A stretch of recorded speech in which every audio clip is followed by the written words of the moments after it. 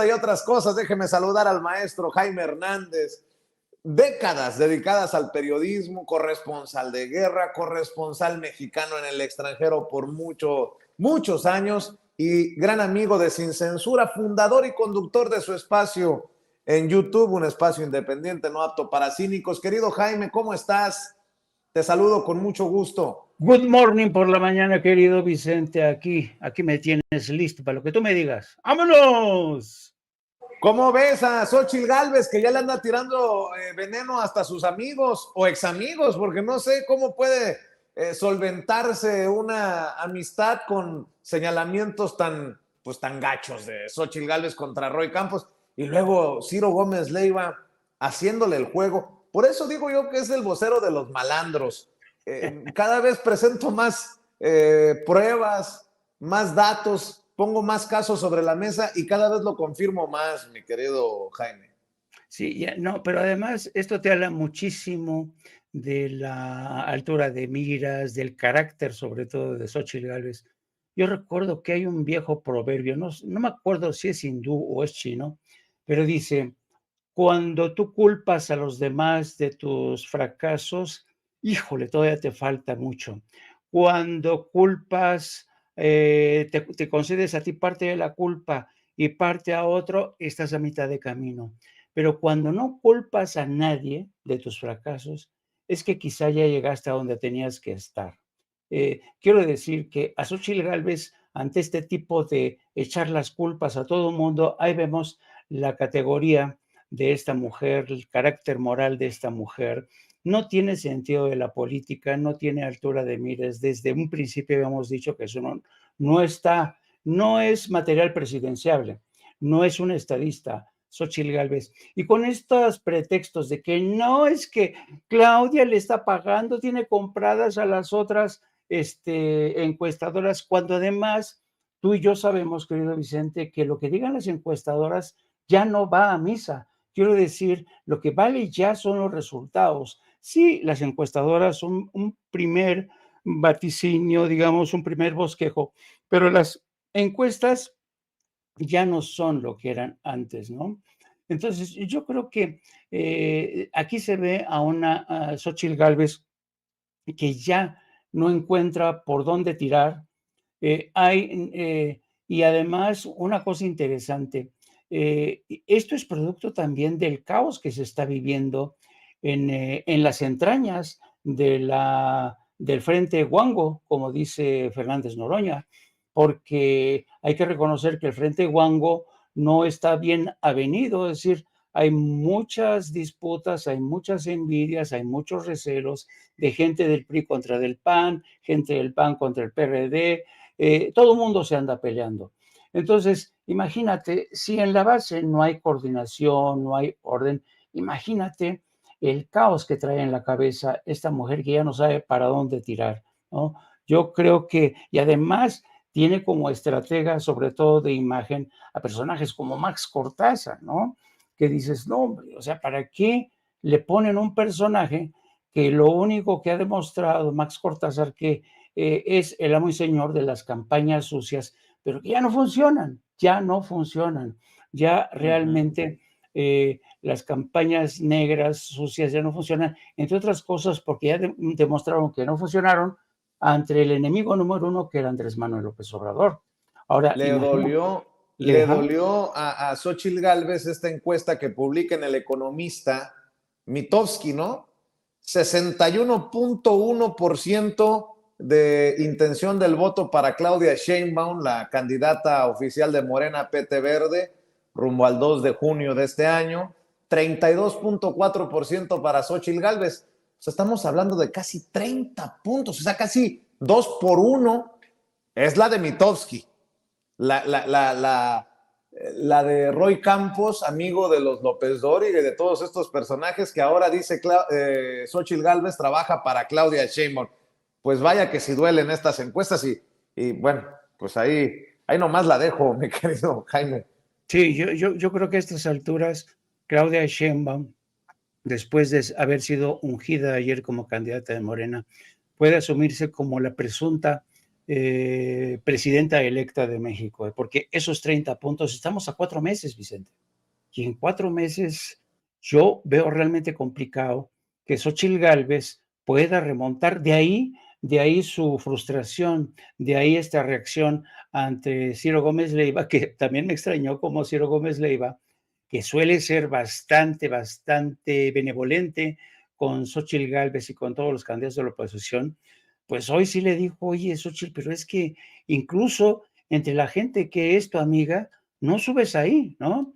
Así es que yo creo que a partir de ahora vamos a ver a Xóchitl Gálvez atravesar un calvario complicado, muy complicado, Vicente. Es entonces Claudia Sheinbaum la, pues, la figura a vencer en las elecciones, por decirlo de alguna manera. ¿Hay algo que tú veas que no, que definiría como una exageración lo que acabo de decir? Creo que está para el análisis, ¿no?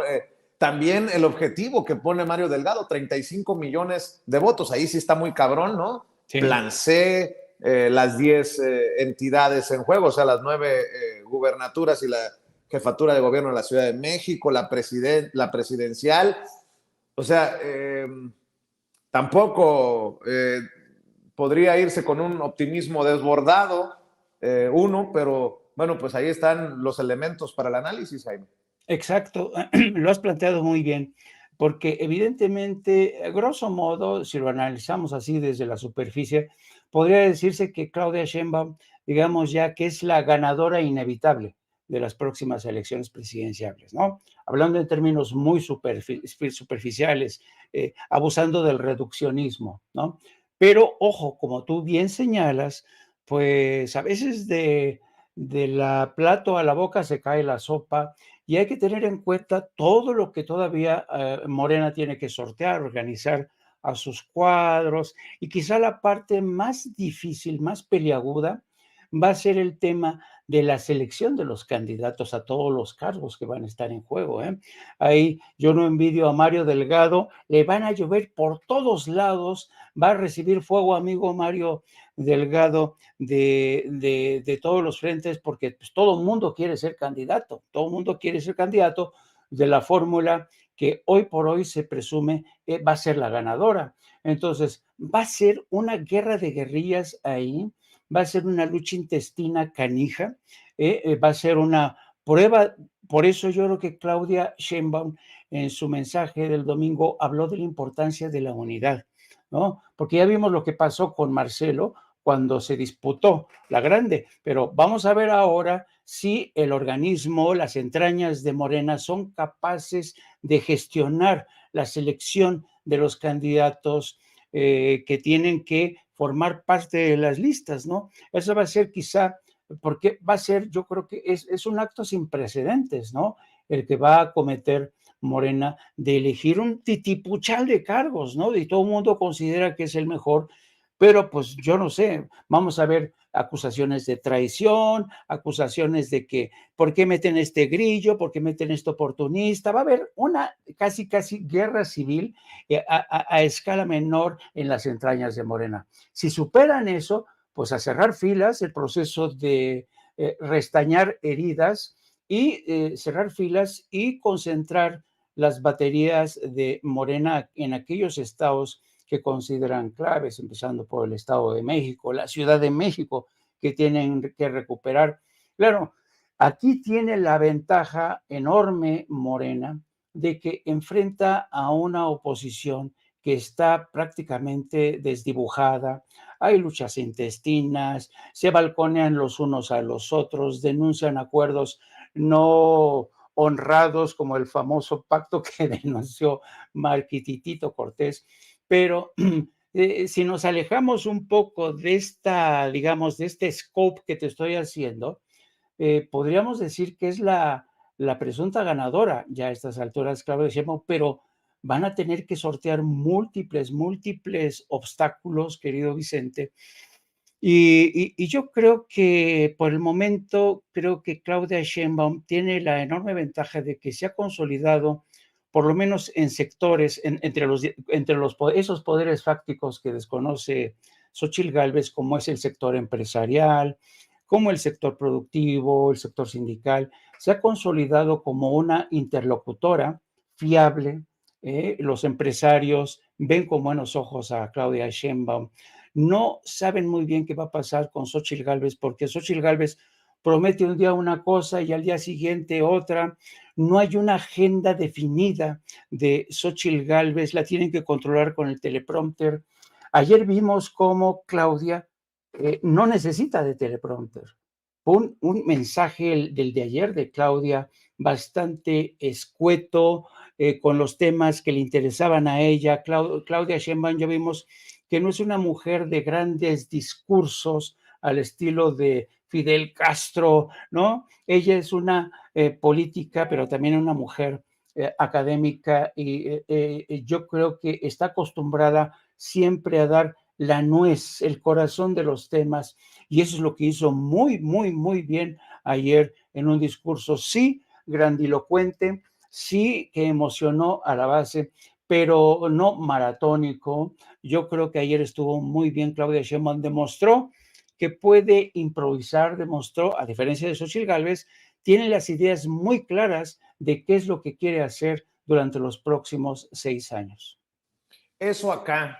Y en Estados Unidos también hay nota en temas político-electorales. Ron DeSantis, el gobernador ultraderechista de Florida, se baja de la contienda y apoya las aspiraciones de Donald Trump, lo que pondría a Donald Trump en una situación casi inalcanzable para sus contrincantes en la lucha interna por la candidatura del Partido Republicano. O sea, estoy diciendo que Donald Trump estaría entendiendo también la situación tan complicada que atraviesa Joe Biden, el actual presidente, y su pérdida de respaldo del electorado, camino a dar la batalla nuevamente por la Casa Blanca, mi querido Jaime.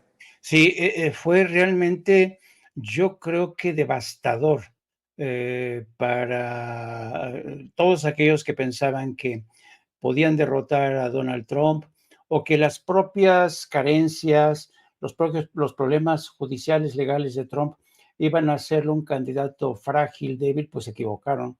Y ayer realmente sorprendió que Ron DeSantis abandonara la contienda presidencial. Y básicamente esto demostró dos cosas en el caso de Ron DeSantis. Primero, que le tiene pavor a perder en Florida, porque imagínate si hubiera seguido en la contienda y si Trump, como era previsible, lo derrota en Florida, hubiera sido terriblemente humillante para DeSantis perder en su propio estado, donde sigue siendo gobernador. Entonces, yo creo que DeSantis, teniéndole miedo, porque sabe muy bien que Trump es muy fuerte en Florida, decidió tirar la toalla y además respaldar junto con Tim Scott de Carolina del Sur, que por cierto se está mencionando como posible compañero de fórmula de Donald Trump, Tim Scott. Entonces, yo creo que el respaldo primero de Ted Cruz, Marco Rubio, ahora Ron DeSantis, Tim Scott, pues hablan de un Donald Trump que prácticamente se está convirtiendo en el candidato más viable a ganar la nominación. Ahora, dicho esto, entre algunos analistas del movimiento conservador también advierten que Donald Trump no es el coloso que todo el mundo imagina desde afuera y sobre todo en el seno del Partido Republicano.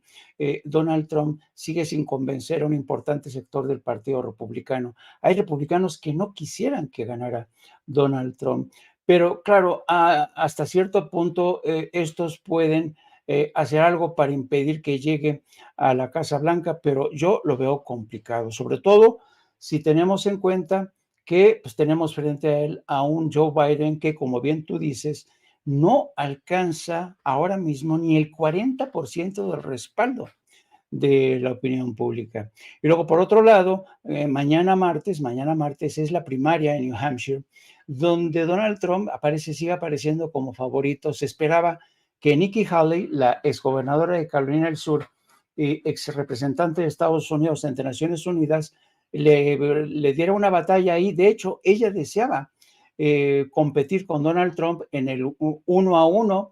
Este deseo se le concedió ayer cuando DeSantis abandonó la carrera, pero ahora Nikki Haley no está convencida de que el abandono de Ron DeSantis le vaya a beneficiar a ella, porque según las últimas encuestas, en todas, no hay ni una sola que se muestre favorable a Nikki Haley. Y hay que tener en cuenta una cosa, Vicente. Después de New Hampshire, el próximo 3 de febrero, vendrían las elecciones primarias en Carolina del Sur. Y Carolina del Sur es el estado natal de Nikki Haley. Ella fue gobernadora de Carolina del Sur. Si Donald Trump le mete una revolcada en Carolina del Sur a Nikki Haley, yo no sé, yo creo que a lo mejor Nikki Haley ya se vería obligada también a abandonar para dejar a Donald Trump en solitario. Vamos a ver, apenas esta mañana, Nikki Haley decía que ella está preparada para una carrera de largo recorrido.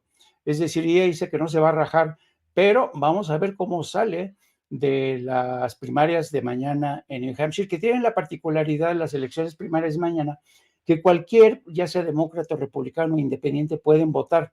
Entonces, vamos a ver cómo se comporta el electorado de New Hampshire y vamos a ver cómo le va en Carolina del Sur, ¿no?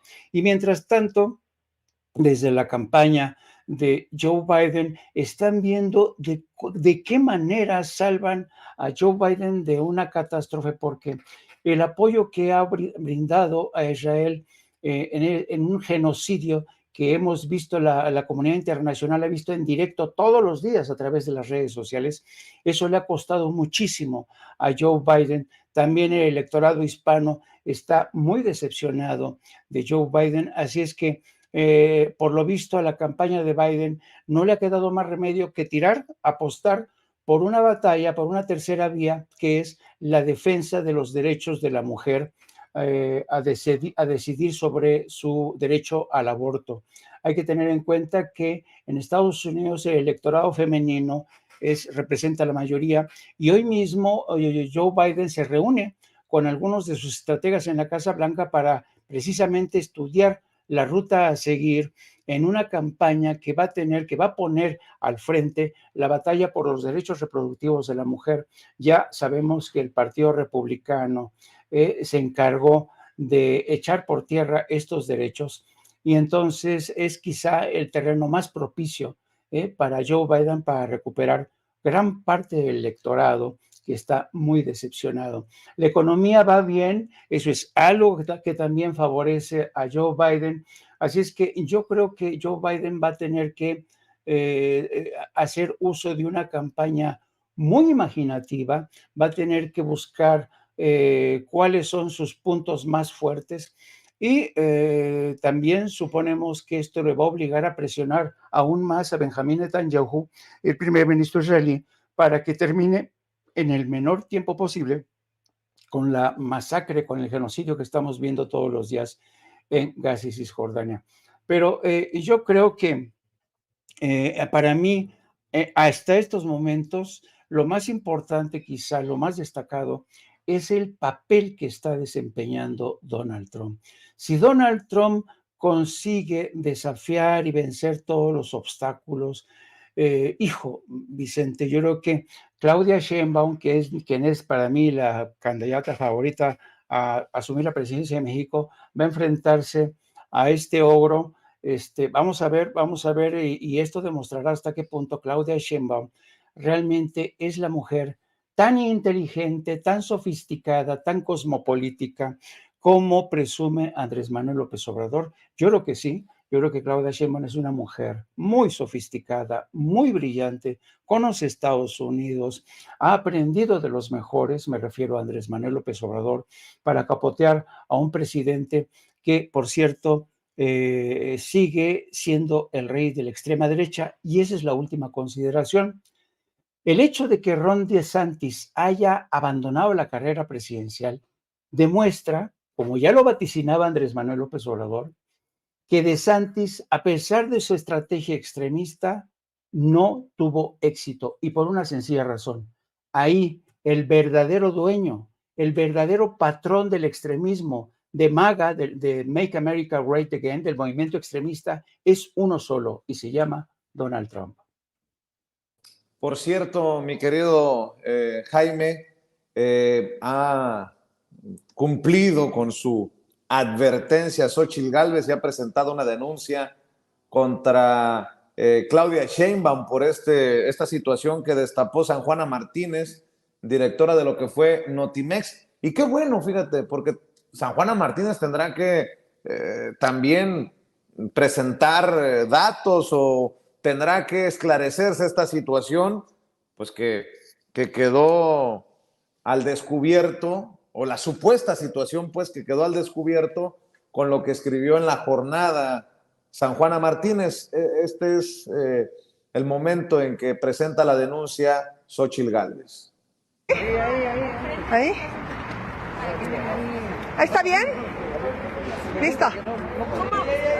¿De qué se trata esta denuncia, Xóchitl?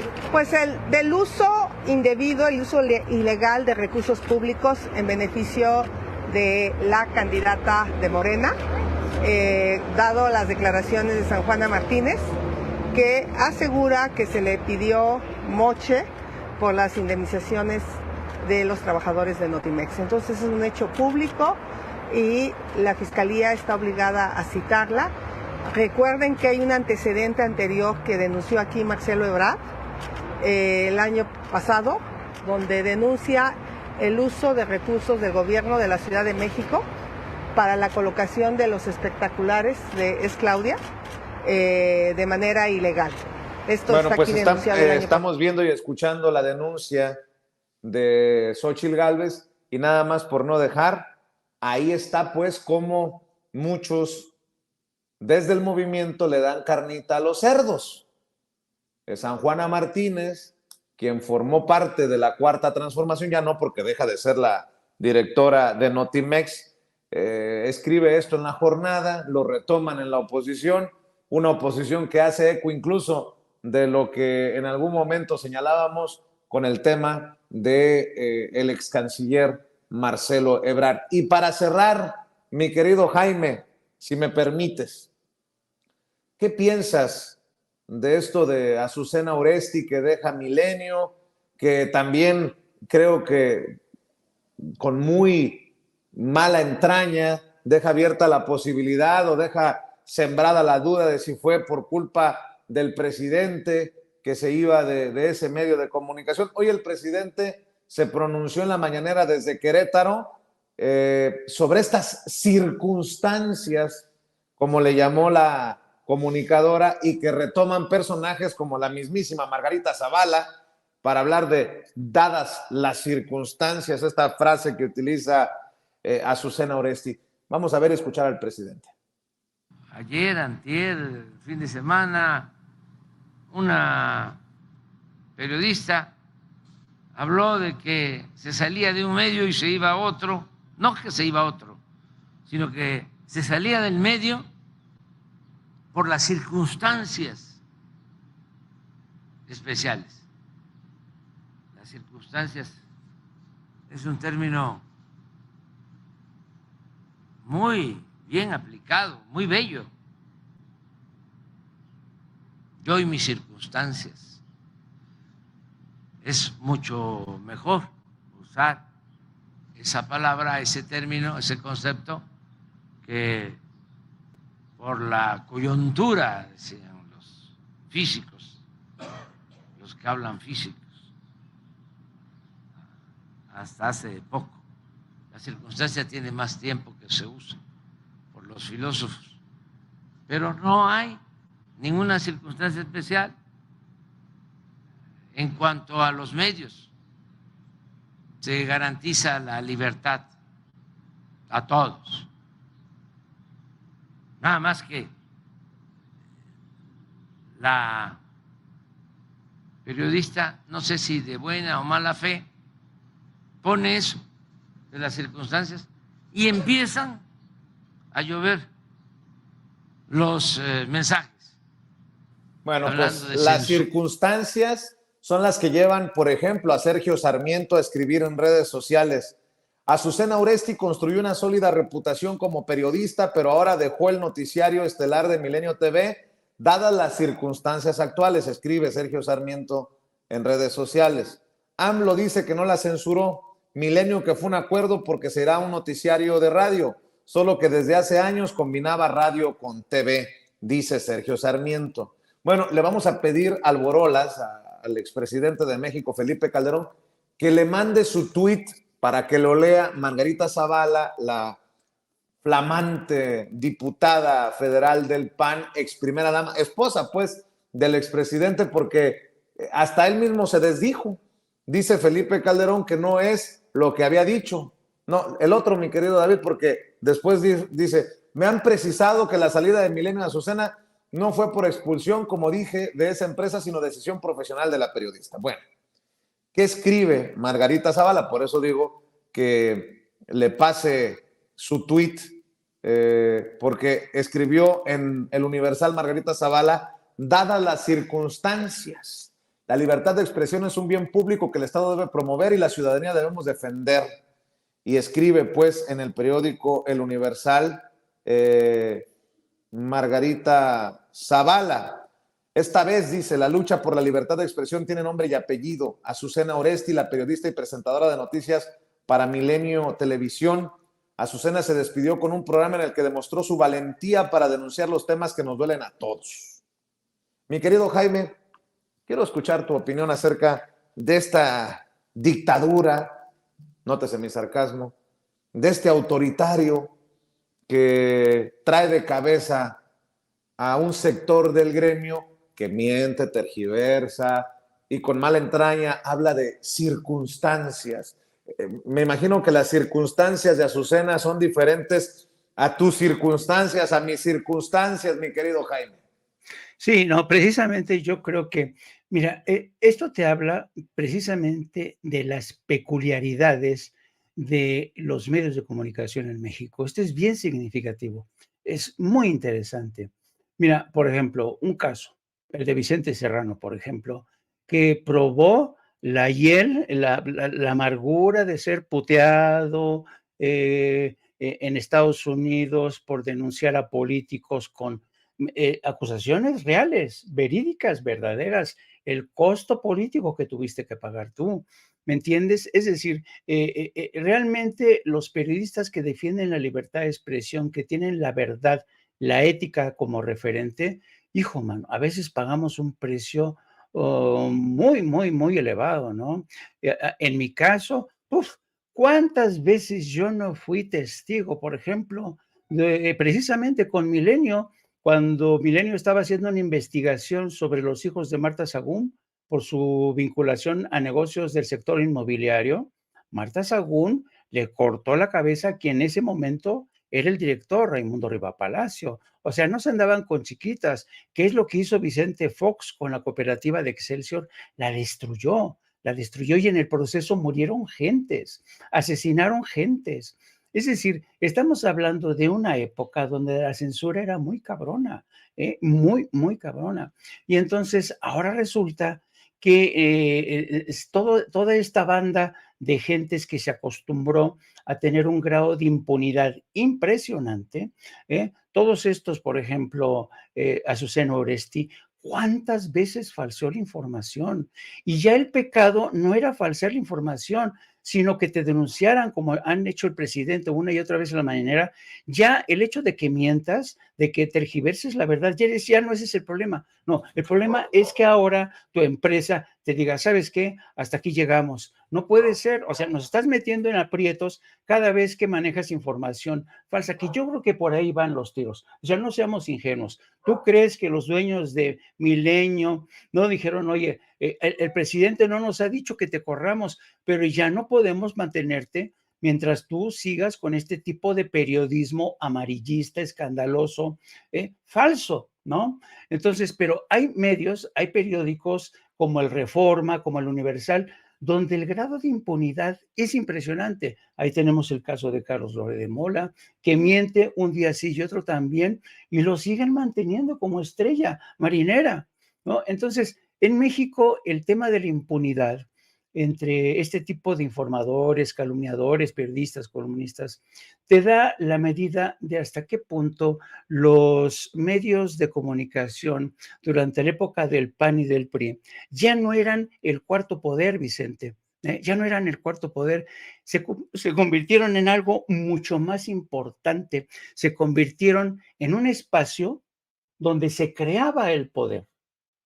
Es decir, por eso los columnistas tomaron tanto vuelo, tanto poder, los López Dóriga, los Raimundo Riva Palacio, toda esta gente ya no eran el cuarto poder, no, eran gente que estaban aliados del poder, creaban el poder, creaban candidatos.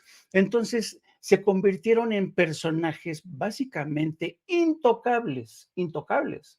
Y eso es lo que pasó con esta Azucena Oresti, que a pesar de las fake news, a pesar de inventarse cosas, tenía tanto poder y sigue teniendo tanto poder. Es decir, si a mí me hubieran pillado en Estados Unidos por una acusación de inventar lo que inventó esta mujer una y otra vez, a mí ya me hubieran decapitado y ya no hubiera tenido derecho a regresar a la profesión. Hay muchísimos casos de periodistas en Estados Unidos que han caído en desgracia y ya no han podido regresar a la profesión. Pero en México el cielo es el límite.